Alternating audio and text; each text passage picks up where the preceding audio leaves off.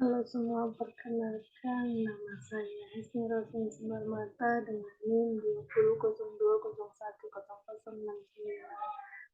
Saya dari Prodi Akuntansi Perpajakan semester 6. Di sini saya ingin memaparkan sedikit mengenai PSAK atau Pernyataan Standar Akuntansi Keuangan nomor 72. Di sini ada pengertian PSAK nomor 72. PSAK atau Pernyataan Standar Akuntansi Keuangan nomor 72 merupakan standar akuntansi baru yang mengatur tentang pendapatan dari kontrak dengan pelanggan dan menjadi standar tunggal yang mengatur pengakuan pendapatan untuk seluruh jenis industri.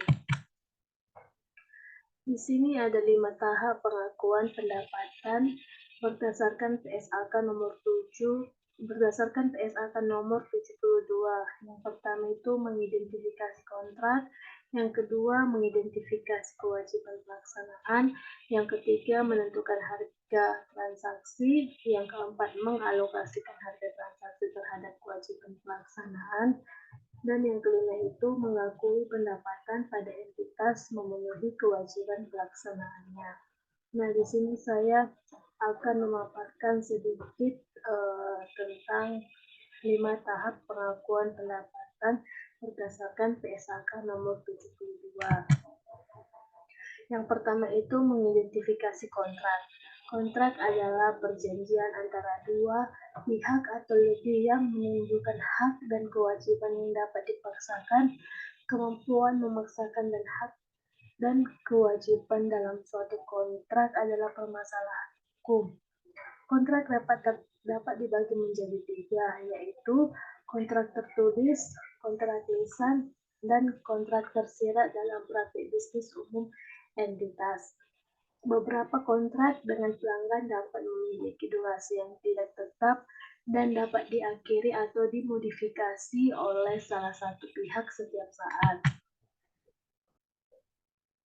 Jika kontrak dengan pelanggan terpenuhi kriteria pada eksepsi kontrak, maka entitas tidak menilai kembali kriteria tersebut kecuali terdapat indikasi perubahan yang signifikan dalam fakta dan keadaan.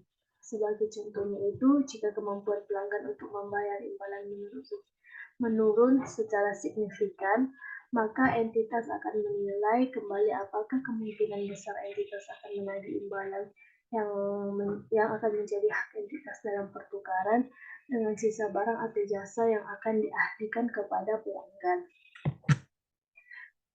Nah, jika kontrak dengan pelanggan tidak terpenuhi kriterianya, maka entitas melanjutkan menilai kontrak untuk menentukan apakah kriteria dapat terpenuhi. Ketika kontrak dengan pelanggan tidak terpenuhi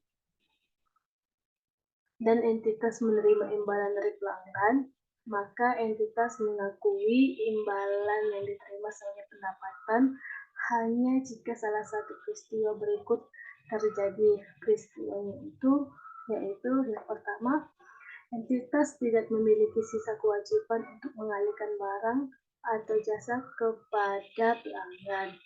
Yang kedua, kontrak telah diakhiri dan imbalan yang diterima dari pelanggan tidak dapat dikembalikan.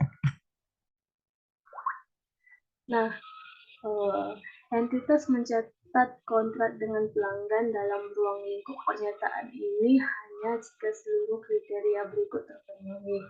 Kriterianya itu yaitu yang pertama, para pihak dalam kontrak telah menyetujui kontrak atau kontrak secara tertulis, lisan atau sesuai dengan praktik bisnis yang umumnya, dan berkomitmen untuk melaksanakan kewajiban mereka masing-masing. Yang kedua itu, entitas dapat mengidentifikasi hak setiap pihak mengenai barang atau jasa yang akan dialihkan.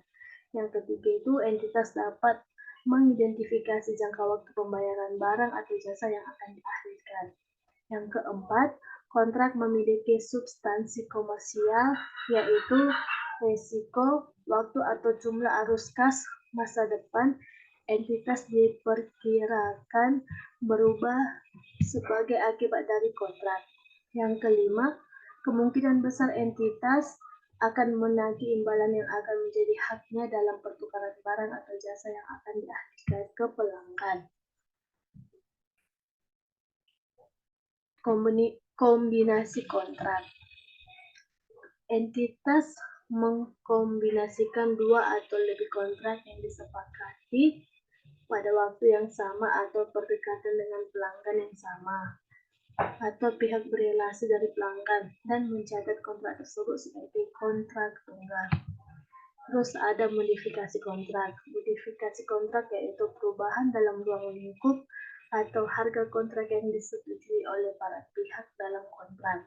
Modifikasi kontrak dapat terjadi meskipun para pihak dalam kontrak memiliki perselisihan tentang ruang lingkup atau harga modifikasi atau para pihak telah menyetujui perubahan ruang lingkup kontrak tetapi belum menentukan perubahan terkait dengan harga.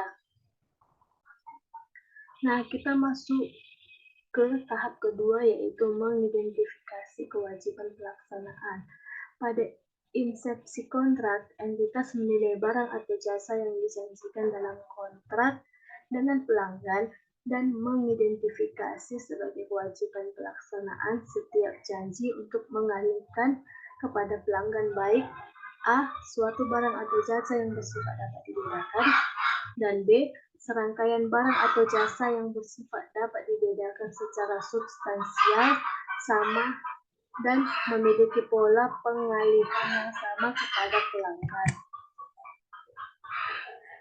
Kita masuk ke tahap yang ketiga yaitu menentukan harga transaksi. Entitas mempertimbangkan syarat kontrak dan praktik bisnis umum entitas untuk menentukan harga transaksi.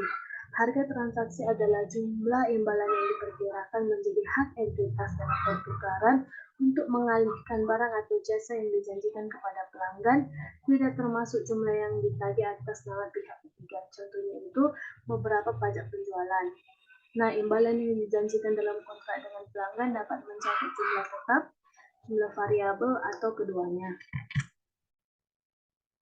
Serangkaian barang atau jasa yang bersifat dapat dibedakan memiliki pola pengalihan sama kepada pelanggan jika kedua kriteria berikut ini terpenuhi. Kriterianya itu yaitu yang pertama, setiap barang atau jasa yang bersifat dapat dibedakan dalam suatu rangkaian di mana entitas berjanji untuk mengalihkan kepada pelanggan. Yang kedua itu, metode yang sama akan digunakan untuk mengukur kemajuan entitas terhadap penyelesaian penuh atas kewajiban pelaksanaan untuk mengalihkan setiap barang atau jasa yang bersifat dapat dibedakan dalam suatu rangkaian kepada pelanggan.